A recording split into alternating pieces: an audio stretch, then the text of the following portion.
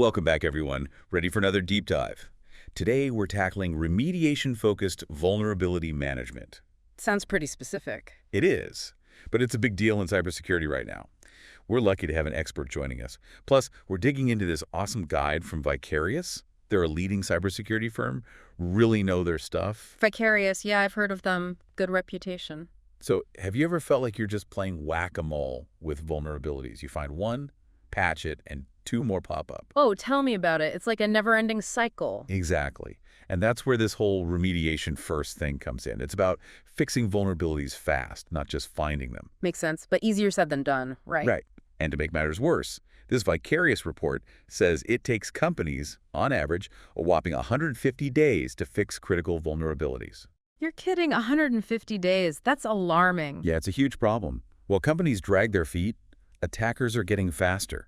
It's true. They're licking their chops just waiting for an opening. And get this, over 80% of the vulnerabilities that get exploited, they already have patches available, some for years. Seriously. So it's not even like they're dealing with brand new threats. Exactly.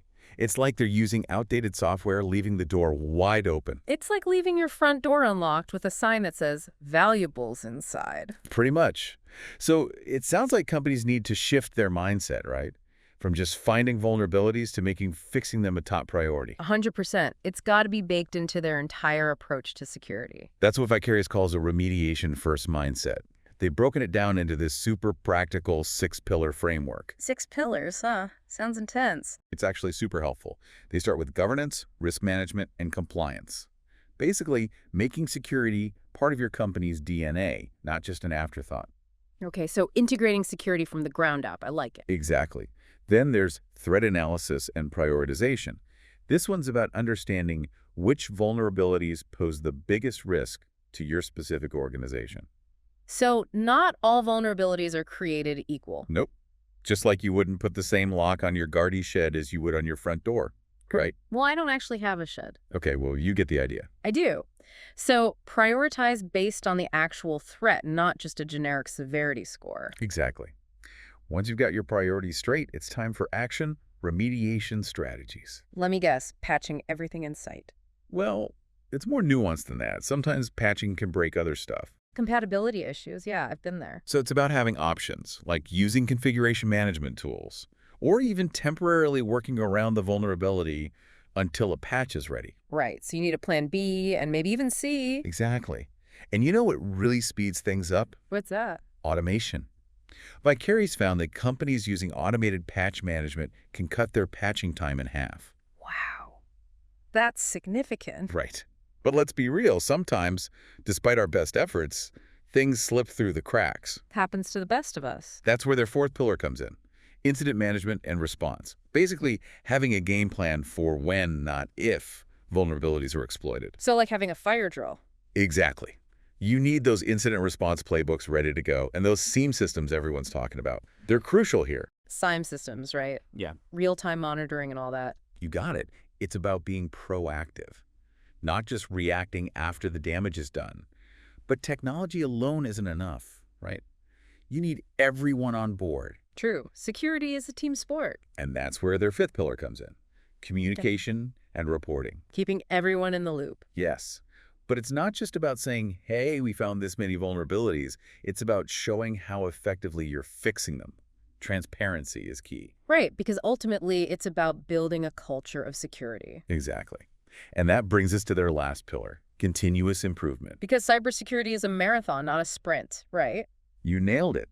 It's about constantly learning, adapting, and improving your defenses. They even recommend those red team exercises where ethical hackers try to break into your systems. Like a security stress test? Exactly. It helps you find those weak spots before the bad guys do. This Vicarious framework is great, and they've actually built a whole platform to help companies put it into practice. It's called vRx, and it's all about making this remediation-first approach a reality. Okay, so it's like a tool to help companies actually implement this framework. Exactly. And it tackles the whole vulnerability remediation lifecycle. They've got this thing called vuln discovery, which is way more than just your average vulnerability scan. Oh, yeah. What did they do differently? Well, think about it. Most vulnerability scanners, they just look for those known vulnerabilities, the CVEs. Right, the common vulnerabilities and exposures. Yeah, exactly. But here's the thing. CVEs are often just the tip of the iceberg. vRx digs deeper, analyzes your entire IT environment to find the root cause of the vulnerability. Interesting. So it's not just about treating the symptom, it's about finding the underlying disease. You got it. And that makes remediation so much more effective. Makes sense.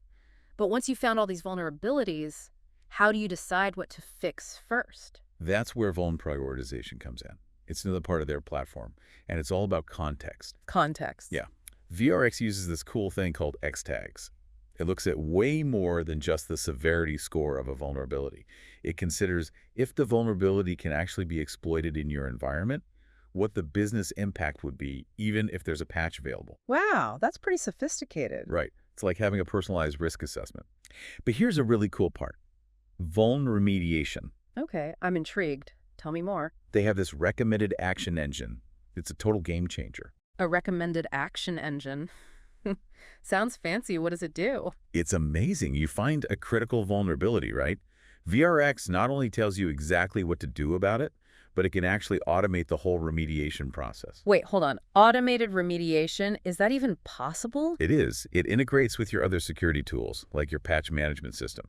So if there's a patch available, vRx can just deploy it automatically. No more manually installing updates. That would be a dream come true. I know, right?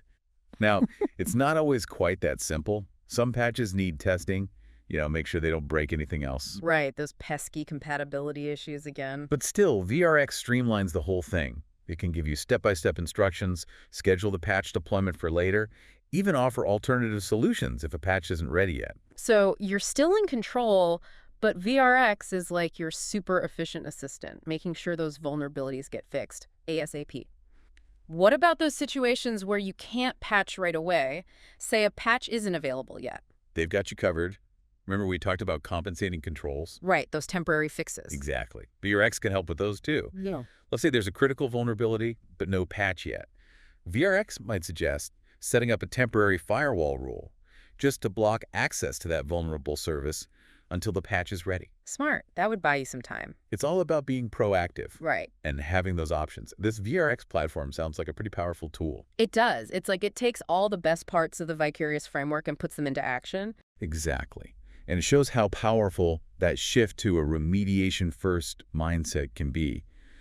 But, we've been talking about this for a while now. I want to hear from you, our listeners. What are your biggest cybersecurity headaches? Yeah, what really keeps you up at night? Is it the endless flood of vulnerabilities? Mm-hmm.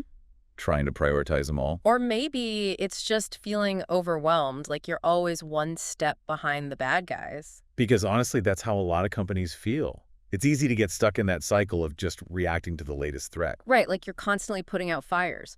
But this whole remediation-first approach, it's about getting ahead of the curve. It's about taking control of your security, not letting the attackers dictate your every move. 100%. It's about saying, we're not going to wait to get breached, we're going to be proactive. Exactly. And it's not just a technology thing, it's a culture thing. Totally. Everyone, from the top down, needs to understand that security is everyone's responsibility. So if you only remember one thing from our deep dive today, let it be this. Don't wait for the next big vulnerability to hit you where it hurts. Take charge of your security. Embrace that remediation-first mindset. Because in the world of cybersecurity, the best defense is a good offense. Couldn't have said it better myself. Mm-mm. That's it for today's deep dive. Until next time, stay safe out there.